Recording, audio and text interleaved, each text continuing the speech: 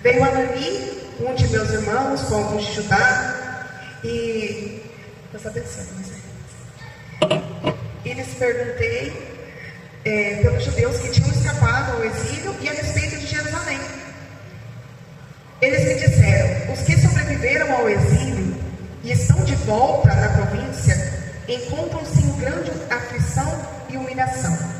Os muros de Jerusalém foram derrubados e as suas portas queimadas a fogo.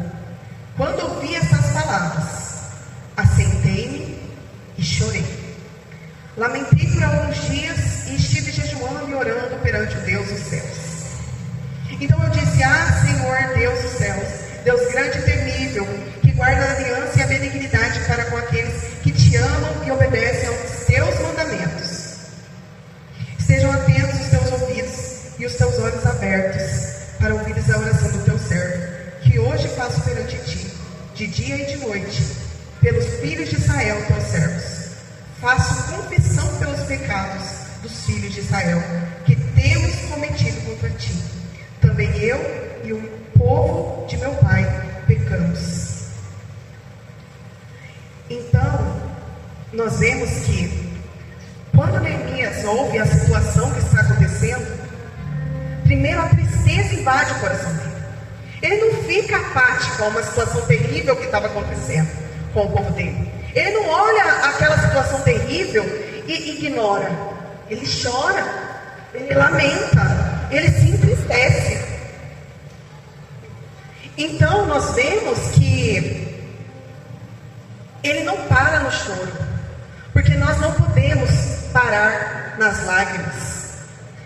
Ele, depois das lágrimas, ele toma uma atitude.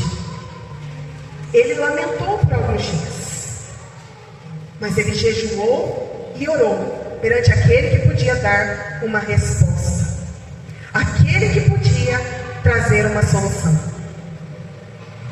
Ele fez algo. Ele se levantou como um intercessor por aquele povo. Ele clamou, dizendo: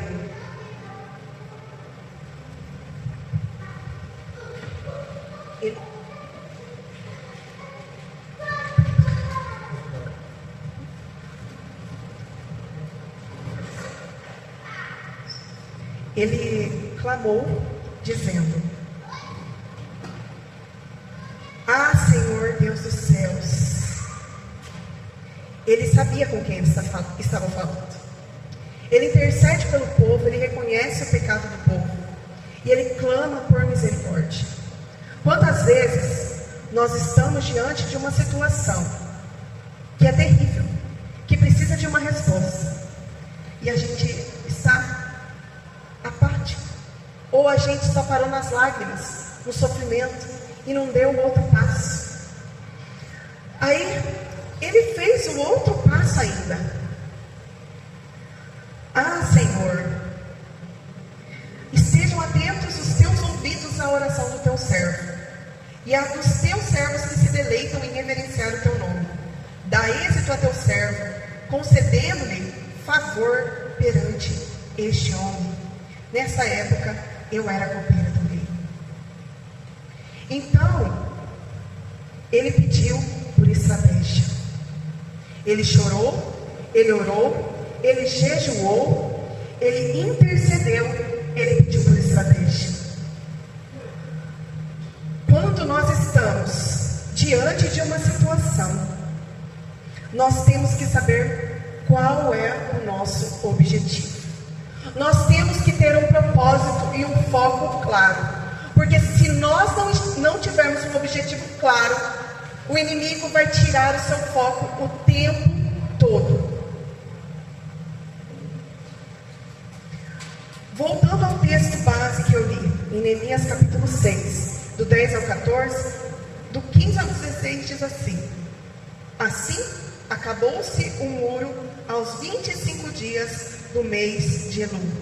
Em 52 dias, quando todos os nossos inimigos ouviram isso, todos os gentios que haviam em redor de nós temeram e ficaram com orgulho ferido, porque reconheceram que tínhamos feito essa obra com a ajuda do nosso Deus.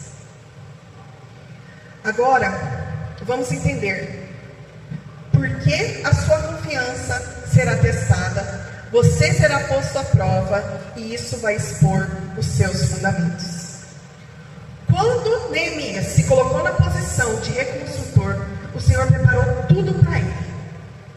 O Senhor deu tudo o que ele precisava. E ele colocou pessoas para ajudá-lo. Ele foi um líder que ele organizou tudo com a ajuda do Senhor. Em tudo ele pediu sabedoria para Deus, direção, estratégia, em cada decisão que ele ia tomar. Então, quando ele, muito bem organizado, para reconstruir aquele muro, quando ele começou, a primeira coisa que ele teve foi o quê? Oposição. Sanbalat e Tobias começaram a se opor. Porque quando você vai reconstruir algo que está caído, vai haver oposição. O que está caído? Pode ser na família, pode ser na casa, pode ser no ministério, pode ser no trabalho. Quando você se levantar para reconstruir, vai haver oposição. Isso é certo. A primeira oposição de Sanbalat e Tobias não era diretamente a Neemias. A primeira oposição de Sanbalat e Tobias era contra a reconstrução do muro. Não. Se passar uma raposa aí, vai cair tudo. Essas pedras queimadas que vocês vão usar, não vai dar em nada, desmerecendo o que eles tinham em mãos. E sabe o que o Senhor diz? Não despreze os pequenos começos. Quantas vezes nós olhamos o que temos nas mãos e dizemos é pouco? Porque o inimigo vem e diz: se passar uma raposa vai cair. Porque o inimigo vem e diz: isso aí? Mas isso aí já caiu uma vez, vai cair de novo. Mas o Senhor te chamou como reconstrutora, como reconstrutor. Vendo que o muro estava crescendo e a obra não parava, eles vão e querem atacar. Mas o Senhor, Ele mostra os planos do inimigo. Basta nós estarmos atentos. Então, Ele mostrando os planos do inimigo, Ele começa, o que Neemias faz? Vamos ver o que Neemias faz. Lá em Neemias capítulo 4. Quando Sanbalat ouviu que reedificávamos o muro, ficou furioso, se indignou muito e zombou dos judeus. Neemias foi tirar satisfação? Ouve ao nosso Deus, pois somos desprezados. Ele foi com Deus. Não perdeu tempo discutindo, mas colocou nas mãos de Deus. Assim, reedificamos o muro até a metade de sua altura, em toda a sua extensão, pois o povo se dedicou ao trabalho. Ele estava unindo o povo em um propósito.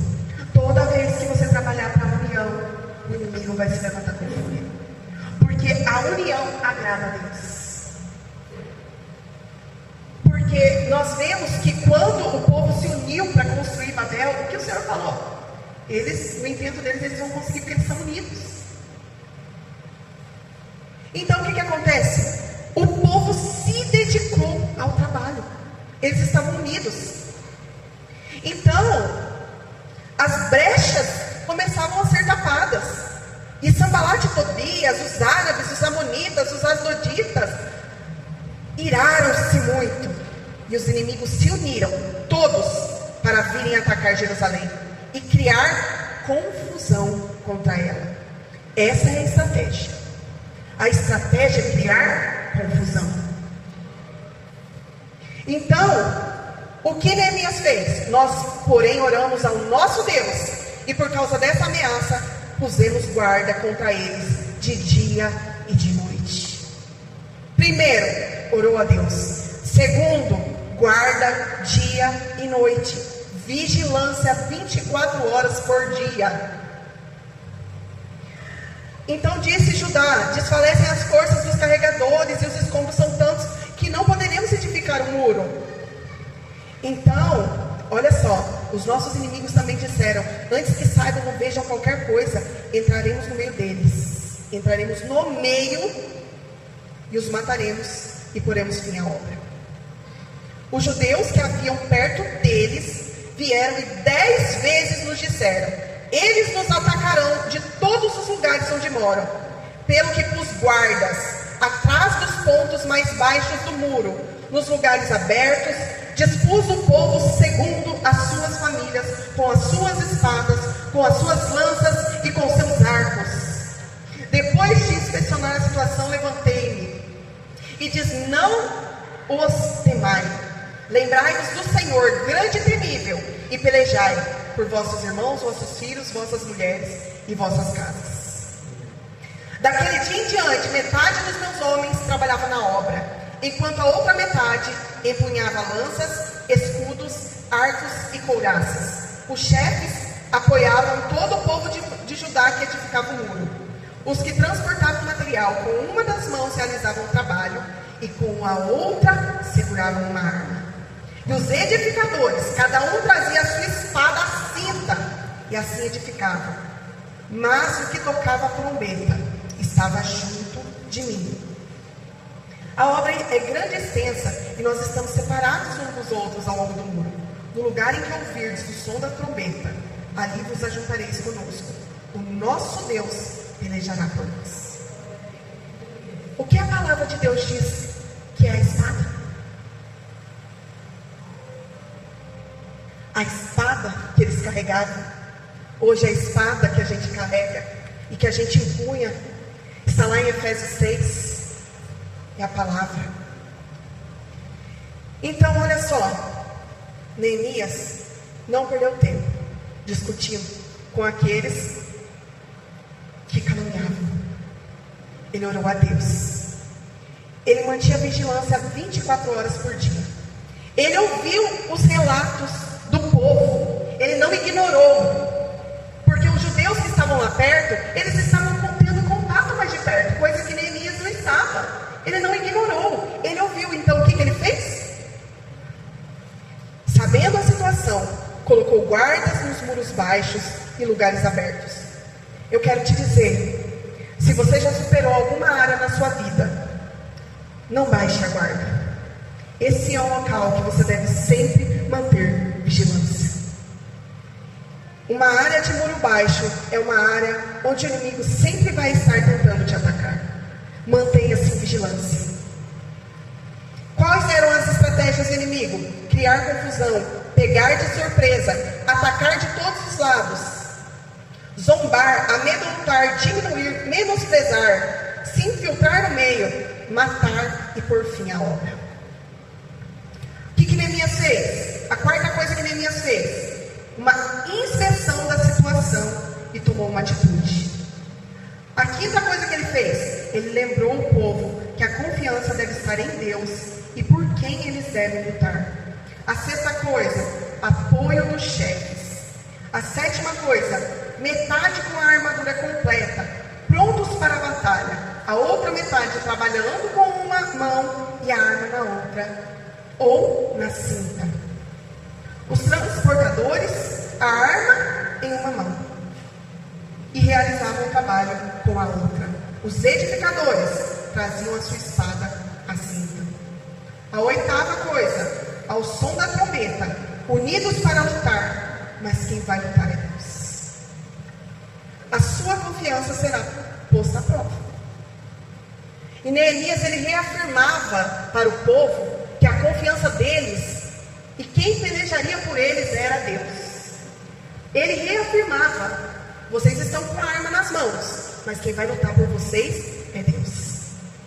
Quem vai pelejar por vocês é Deus. Então, lá no capítulo 6, ouvindo Sambalat e Tobias, Gesem, o árabe e o resto dos nossos inimigos, que eu tinha reedificado o muro e que nele já não havia brecha alguma, embora até esse tempo não tinha posto as portas, Nos portais, Sambalate e Gesem mandaram dizer: vem, encontremo-nos numa das aldeias na planície de Ono. Porém planejavam fazer-me mal. Que Neemias respondeu: estou fazendo uma grande obra e não poderei descer. Por que cessaria a obra enquanto eu a deixasse e fosse ter convosco? Antes o ataque era geral, para a obra não ser construída. O muro foi edificado, as portas ainda não estavam postas, a obra ainda não estava concluída, porque sem portas eles ainda teriam acesso. Então o que eles fizeram? Foram em quem eles sabiam que se atacassem eles iriam conseguir parar a obra. Eles foram em Neemias. Mas Neemias deu a resposta: eu tenho uma grande obra, por que eu vou deixar ela? Agora, quantas vezes a vontade de se justificar, quando alguém vem e calunia, difama, ofende, e aí você para a obra e vai se justificar, larga a espada e vai se justificar, larga o tempo todo, e a obra fica lá parada, não vai para frente, porque a cada ofensa, a cada isca que Satanás te joga, você vai lá, pega a isca e larga a obra. Já chegou o tempo de pararmos de sermos ofendidos, porque essa é a isca de Satanás. A gente está numa grande obra, quem nos justifica é Deus. Então vai haver intimidação, vai haver calúnia, houve zombaria, houve uma carta aberta no meio do povo dizendo: Neemias, você está querendo se tornar rei. A única coisa que Neemias falou: isso não é verdade. Ponto. Não precisa de mais justificativa. Isso não é verdade, é uma invenção de vocês. Mas sabe onde tocou em Neemias? Quando Neemias foi visitar um profeta. E aquele profeta estava lá, mas era um profeta que já tinha sido vendido. E aquele profeta queria levar Neemias a pecar. E às vezes a gente baixa a guarda quando alguém tem aparência de que é de Deus. Mas a palavra de Deus diz que nos últimos tempos surgirão muitos falsos profetas. E vocês acham, meus irmãos, que os falsos profetas vão estar aonde? Dentro ou fora?